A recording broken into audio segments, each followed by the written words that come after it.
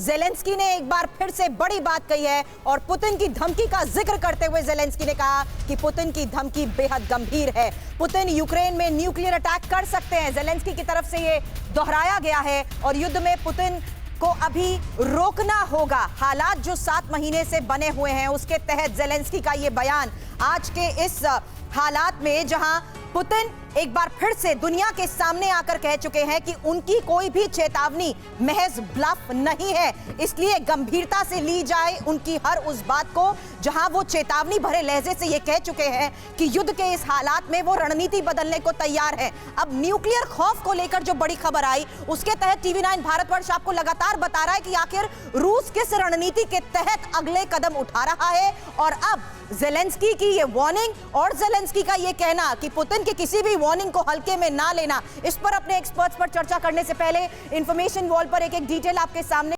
Digital marketing को सीखकर आपके प्रोडक्ट्स और सर्विसेज को दुनिया को बेचना चाहते हैं तो फ्रीडम ऐप को अभी डाउनलोड करें, डिजिटल मार्केटिंग का एक्सपर्ट बने। क्योंकि न्यूक्लियर खौफ पर ज़ेलेंस्की की इस वार्निंग को लेकर इंफॉर्मेशन ये है, कल तक रूस न्यूक्लियर अटैक पर डरा रहा था, लेकिन अब पुतिन की धमकियां हकीकत में बदल सकती हैं। बड़ी बात यहां पर कही गई है ज़ेलेंस्की की तरफ से, और पुतिन न्यूक्लियर हथियारों का इस्तेमाल भी कर सकते हैं।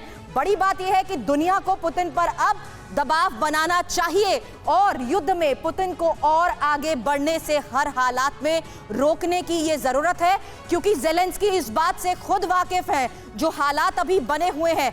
भले ही रिकैप्चरिंग के वो दावे करते हुए ये कह रहे हैं कि रूस की पकड़ से यूक्रेन के कई इलाकों को कमजोर कर दिया गया है, लेकिन चतुर्वेदी सर हल्के में नहीं ले रहे ज़ेलेंस्की पुतिन की किसी भी वार्निंग को, और अभी भी दुनिया में ये अपील कर रहे हैं कि कुछ ऐसा करिए कि पुतिन रुक जाएं। सुरभि, आपने बहुत सही कहा कि ये जो गंभीर स्थिति आज बनी हुई है, पुतिन का कहना कि मैं न्यूक्लियर हथियार भी यूज़ कर सकता हूँ, ज़ेलेंस्की का पूरे विश्व से अनुरोध करना कि उनको रोका जाए, ये गंभीर है।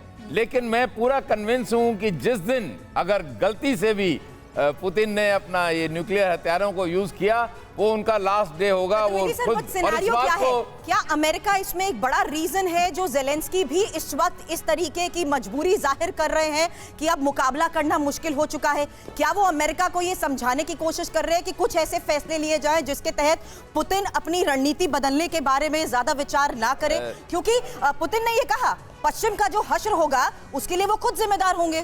बिल्कुल सही कहा। इस युद्ध की जो अगर आप शुरुआत समझें तो मैं समझता हूं अमेरिका उसके लिए जरूर जिम्मेवार था। ये युद्ध अवॉइड किया जा सकता था। यूक्रेन को नेटो में ले जाने के लिए जिद नहीं करनी चाहिए थी, लेकिन आज तो युद्ध हो रहा है और मैं बाय एंड लार्ज स्टेलमेंट वहां पे हो चुका है।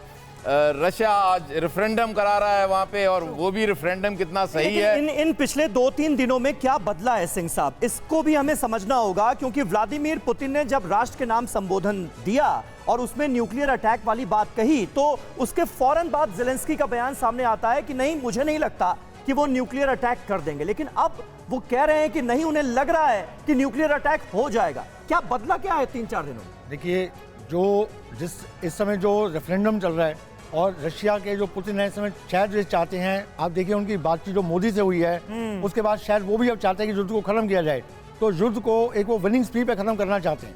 ये रशिया का स्टैंड होगा कि उसको लूजिंग स्पीड पे नहीं खत्म करना चाहेंगे। तो अगर उसको खत्म करने के लिए वो रेफरेंडम ला रहे हैं या और कोई कर रहे हैं, तो इसमें अब इसके लिए ज़ेलेंस्की के लिए बड़ी मुश्किल है कि उन्होंने पूरे इस युद्ध में अपने आप को झोंक दिया है, अपने देश को झोंक दिया है। तो अब उनके लिए मुश्किल है बातचीत को आगे ले जाना। डिजिटल मार्केटिंग को सीखकर आपके प्रोडक्ट्स और सर्विसेज को दुनिया को बेचना चाहते हैं तो फ्रीडम ऐप को अभी डाउनलोड करें, डिजिटल मार्केटिंग का एक्सपर्ट बने।